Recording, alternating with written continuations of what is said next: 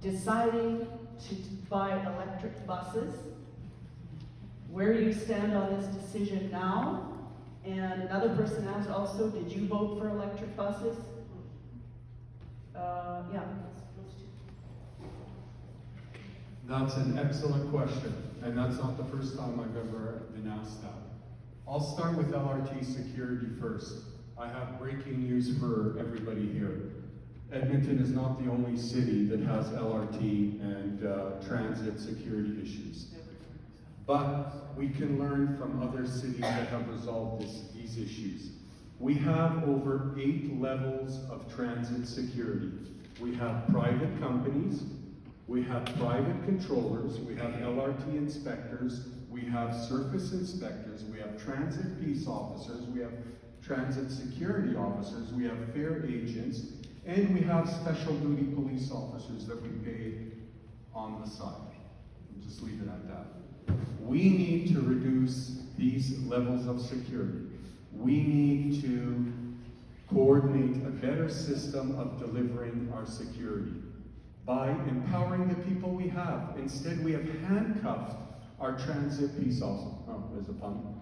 Handcuffed our transit peace officers and our police officers with these transit bylaws. We need to bring back our pay fare zones. That means you cannot hang around at an LRT station if you don't have business there. You cannot walk into a 7-Eleven if you don't want to buy Slurpee or chips. It only makes sense. You can't lay down in the aisle in the superstore if you're not there to buy groceries. Here we have a system where you can hang around on the train. As a matter of fact, you can fall asleep on that train and it's okay. They'll either trouble the police after 8 hours, or they'll try to get a transit peace officer to come out and talk to you very nicely.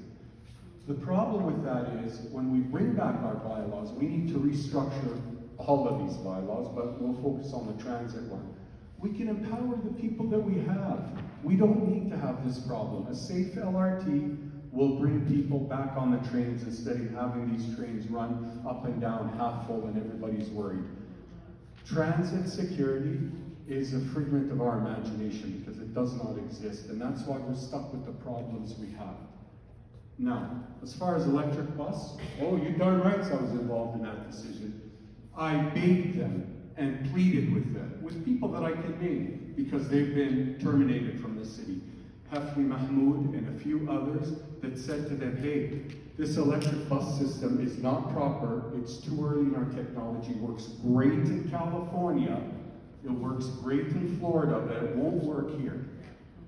What did we do? Well, we got money from, the federal government. Let's go ahead and do it. That's okay, we'll worry about the problem later. The Edmonton Journal says that the electric buses cost us $64 million. False, it's actually $108 million. And currently there are people on disability because of the seats on the electric buses. Do you want to know why? Because those seats are not designed for those buses. Those batteries are not designed for the climate weather in Edmonton. We are not miracle workers here. Other people have purchased electric buses. St. Albert Transit warned Edmonton Transit not to get any buses that are electrical because the technology is too early. The batteries die down. Guess what happened when we got the electric buses? I see some transit people here. He knows all about it. Guess what happens when we turned on the air conditioning and the heat in those electric buses? The battery drained completely because the heat is being overworked and the air conditioning is being overworked because you have two. Guess what we did?